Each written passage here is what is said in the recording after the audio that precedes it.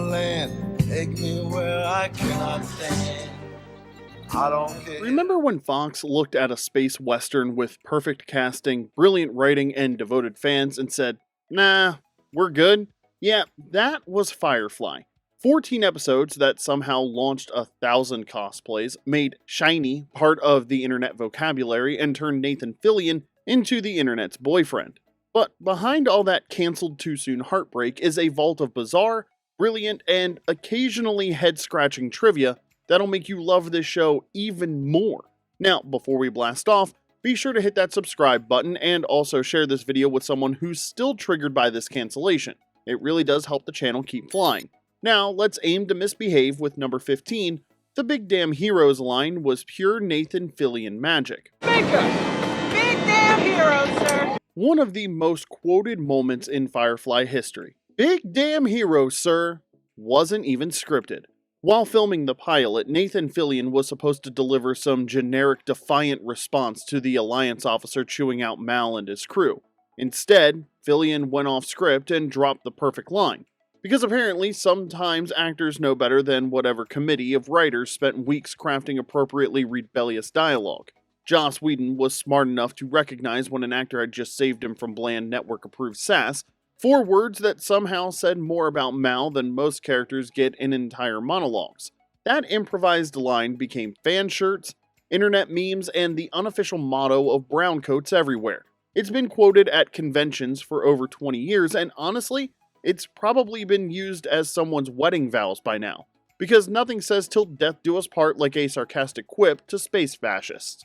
Number 14, Neil Patrick Harris almost played Dr. Simon Tam. Really? Imagine if Dr. Simon Tam had been played by Neil Patrick Harris. Yeah, that almost happened, and we're still trying to wrap our heads around Doogie Howser performing illegal surgery in a cargo hold. NPH auditioned for the role and apparently nailed it, but the producers ultimately felt he was better suited for comedy, which, in hindsight, was probably the right call. We're having a hard time picturing the guy who sang "The Internet is for Porn" brooding his way through Alliance conspiracy plots. The internet is really, really great. For porn. So I don't have to wait. For porn. But the casting chaos didn't stop there. Rebecca Gayheart was originally cast as Inara and actually filmed the pilot. After watching the dailies, though, the creative team realized the chemistry with the rest of the cast just wasn't clicking, or, as Hollywood puts it, creative differences. So they recast the role with Morena Baccarin and reshot all of Gayheart's scenes, because nothing says "we believe in this show" like expensive do-overs. Yeah, so there's an alternate universe where Firefly starred Neil Patrick Harris as a brooding genius doctor and Rebecca Gayheart as a companion. It would have been a completely different show, possibly involving more show tunes and definitely more awkward energy. Sometimes the casting gods know what they're doing even when producers don't. Number 13, Zac Efron's first acting job was as Tiny Simon Tam. So, how'd the independents cut us off? They were using dinosaurs. Jen taught a Before High School Musical turned him into Disney's Golden Boy and the internet's collective crush, Zac Efron's very first credited acting role was playing a 13-year-old Simon Tam in the Firefly episode Safe. And yes, just to make sure we're clear, we are talking about that Zac Efron. The flashback scene shows young Simon already displaying his medical genius and Big Brother protectiveness, operating on a patient while his parents worry about River. It's maybe 30 seconds of screen time, but hey, everyone's got to start somewhere, even future heartthrobs destined to make teenage girls swoon worldwide. Which means the guy who would later convince millions of kids that high school was all singing and dancing got his start in the verse, playing a tiny version of a character who'd literally do anything to protect his sister. The earnest determination young Simon shows in that scene, basically the same energy Efron brought to every Disney movie, just with more medical equipment and less choreography. Fun fact, Efron later said he had no idea what Firefly was when he auditioned. He just knew it involved space doctors and probably figured it beat auditioning for another cereal commercial. 20 years later, he's probably gotten more questions about those 30 seconds than some actors get about entire careers, which has to be either flattering or deeply annoying, depending on his mood. Number 12, Star Wars ships are hiding in plain sight.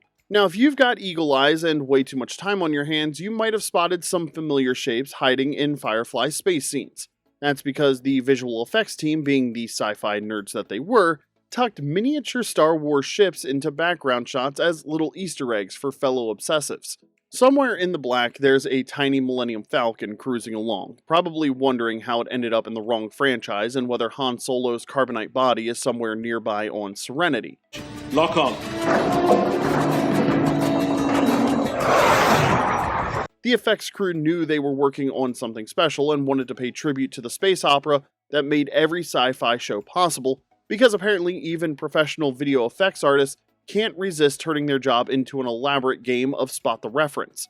It's like a cross-universe handshake between smugglers, assuming Han Solo and Malcolm Reynolds didn't immediately try to outcharm each other or argue about who had the better ship. These hidden details show just how much the cast and crew genuinely loved the genre, instead of just showing up to collect paychecks and complain about the craft services.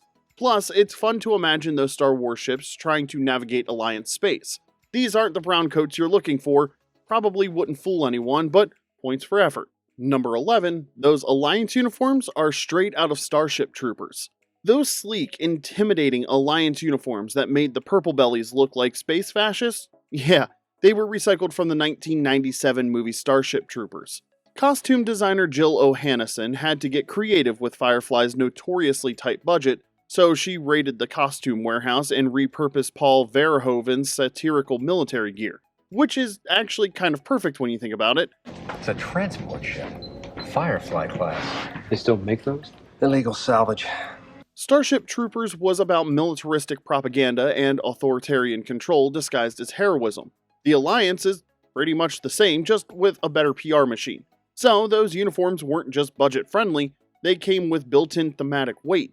Sometimes the best creative decisions happen because you can't afford the alternative. Number 10, Serenity was a real walk-through spaceship.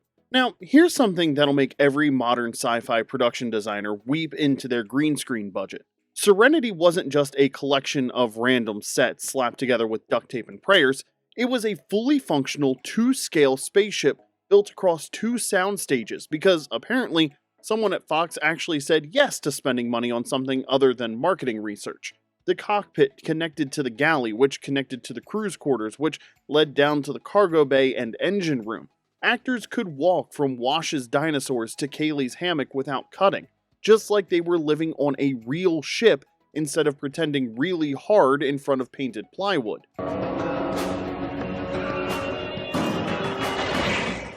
This obsessive attention to spatial reality helped the cast actually know where the hell they were supposed to be, which is more than you can say for most sci-fi shows where the engine room mysteriously moves between episodes.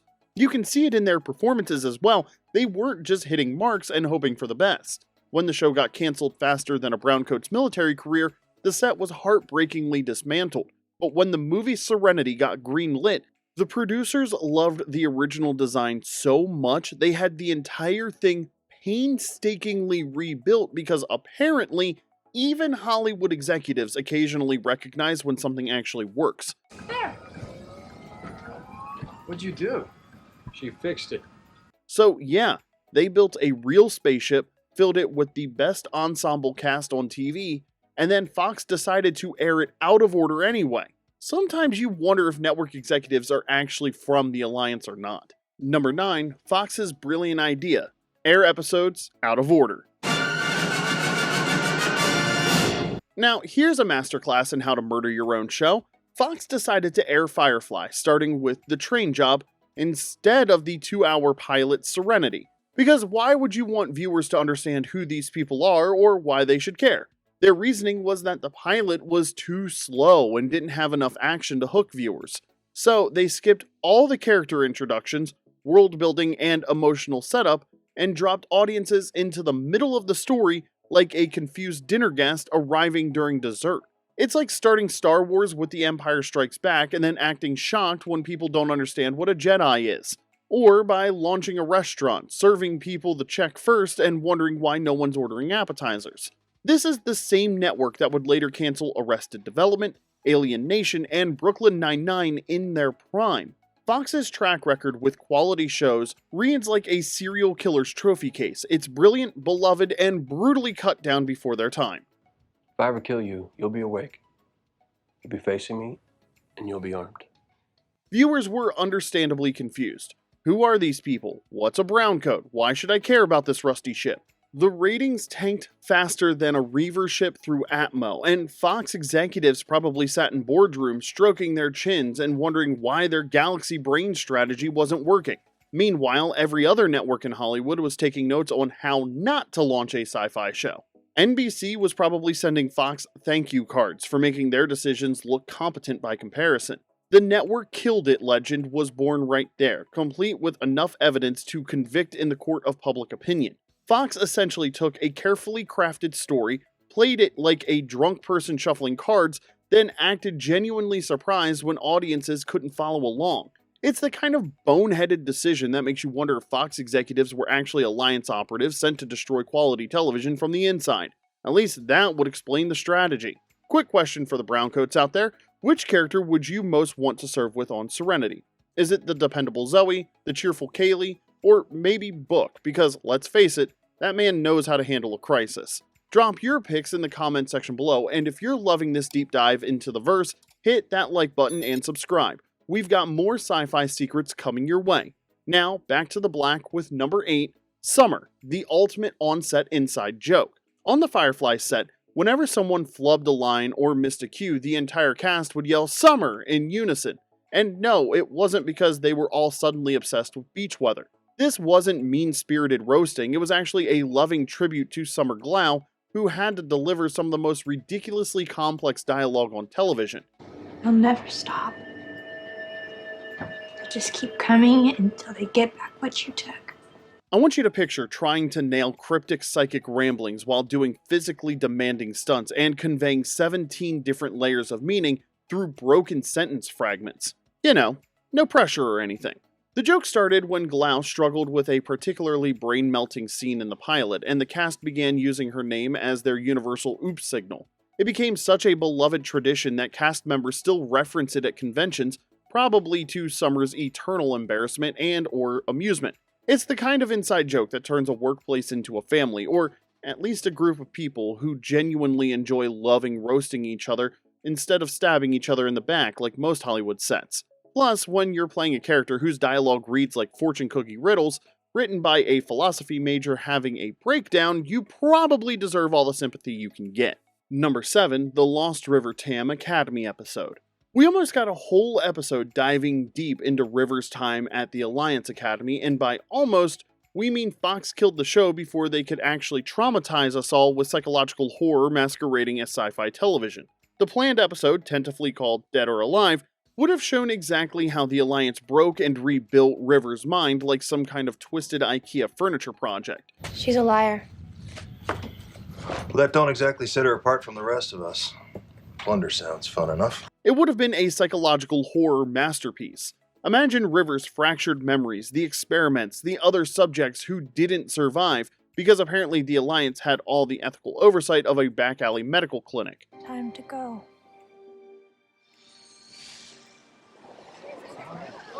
The episode would have finally explained the full scope of what was done to her and why she's so dangerous to the Alliance. You know, the kind of crucial backstory that most shows would save for Sweeps Week to boost ratings. But, before it could be filmed, Fox pulled the plug faster than you can say budget concerns. Just like that, one of the most anticipated backstories in sci-fi TV history vanished into development hell. Probably filed right next to the How to Not Cancel Good Shows manual that networks apparently never read. The script reportedly still exists somewhere in Joss Whedon's files, a tantalizing glimpse of what could have been. That is, assuming of course it hasn't been lost in whatever storage unit that holds Hollywood's broken dreams and unused genius. Number 6, the $100,000 spaceship model. That gorgeous Serenity miniature used for all the exterior space shots? Yeah, it cost around $100,000 to build, which, for a show that barely lasted half a season, is either the most expensive piece of fan memorabilia ever created, or the most tragic waste of modeling budget in television history. Visual effects supervisor Lonnie Peristere and his team went completely overboard, crafting every rivet, every burn mark, and every dent with the kind of obsessive precision usually reserved for NASA missions or very dedicated cosplayers. The model was so ridiculously detailed it looked photoreal on camera, which is great because they were about to get exactly 14 episodes to show it off.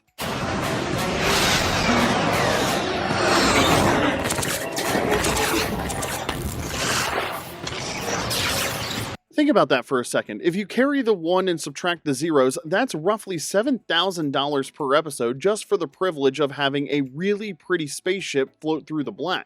Meanwhile, Fox was probably wondering why they didn't just use leftover Star Trek models and call it a day. But here's the thing, that ludicrously expensive hunk of metal and plastic became more iconic than most shows' entire runs.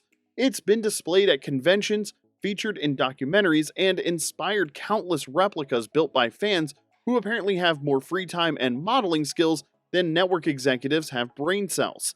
Sometimes the best investments are the ones that make accountants cry, but gives fans something to obsess over for decades. Because when your spaceship costs more than most people's houses, people tend to remember it. Number 5, Earth That Was remains TV's greatest mystery.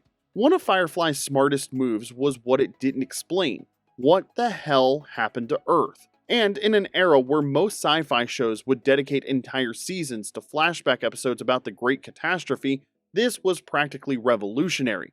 We know humanity had to pack up and leave Earth That Was like the world's worst eviction notice. We know resources were depleted, we know they terraformed new worlds in a distant system, but the specifics? Well, the actual apocalyptic disaster that made everyone abandon the only planet we'd ever known? Joss Whedon deliberately kept it vaguer than a network executive's promises about renewal. No longer sustain our numbers. We were so many. This wasn't lazy writing, it was a clever sleight of hand. By keeping Earth's fate mysterious, the show forced both the characters and audience to focus on the future rather than spending half the runtime on "remember when we had trees" exposition dumps. It also keeps fan theories alive 20 years later, which is more engagement than most shows get during their actual run. Climate change, nuclear war, alien invasion, corporate takeover, the Kardashians finally achieved world domination. Take your pick. A Firefly with possible stolen goods on board. Somebody will step on those roaches. The writers left enough breadcrumbs to support any theory, but never enough to ruin the fun with actual answers. In a genre where fans demand detailed wikis explaining every fictional mineral and alien subspecies, Firefly proved that sometimes the most powerful stories are the ones that trust your imagination to fill in the blanks. Revolutionary concept, really. Number 4, a Civil War novel inspired the whole show. Joss Whedon based Firefly's entire emotional foundation on The Killer Angels, Michael Shaara's Pulitzer Prize-winning novel about the Battle of Gettysburg. Whedon imagined a post-Civil War world where the losing side, the Browncoats, were trying to rebuild their lives while maintaining their principles in a system that didn't want them. It's Reconstruction-era America, just with spaceships and ray guns instead of horses and rifles. Suddenly, everything makes sense. The codes, the military hierarchy, the code of honor, the lingering resentment toward the Alliance. Malcolm Reynolds isn't just a space captain, he's a Confederate veteran trying to find meaning after losing everything he believed in. This historical grounding gave Firefly emotional weight that most space operas lack. These weren't just characters in costumes. They were people shaped by trauma, loss, and the struggle to maintain dignity in defeat. Number 3, Firefly DVDs literally went to space. Come into Node 2, and if you look on the picture here. In 2007, astronaut Stephen Ray Swanson, a massive Firefly fan, took the show's DVDs with him to the International Space Station. Think about that for a second. While orbiting Earth at 17,500 miles per hour with a breathtaking 360-degree view of our home planet, Swanson watched Malcolm Reynolds and his crew navigate the black. He binge-watched the entire series and Serenity movie from the cupola module, which has the best view on the station. Somewhere 250 miles above our heads, Captain Reynolds was flying again.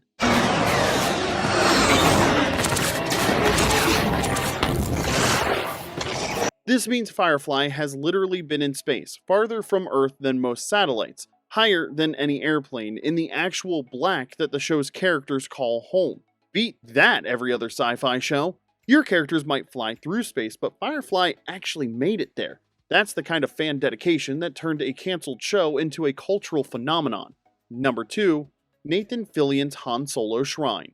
Nathan Fillion is such a massive Star Wars fan that he asked production to put a Han Solo in carbonite replica on the Firefly set, and they did. If you know where to look, you can spot it in background shots throughout the whole series, usually hanging around the cargo bay like the world's most expensive wall decoration. It's Fillion's personal tribute to the scoundrel archetype that inspired Malcolm Reynolds, which makes perfect sense when you think about it.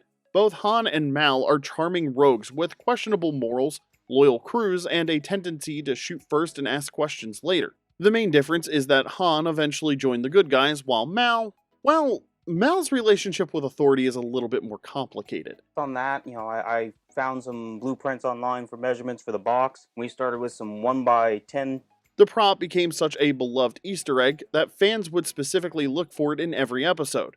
It's like Where's Waldo, but with frozen smugglers. Number 1, the ultimate Star Wars Firefly universe crossover.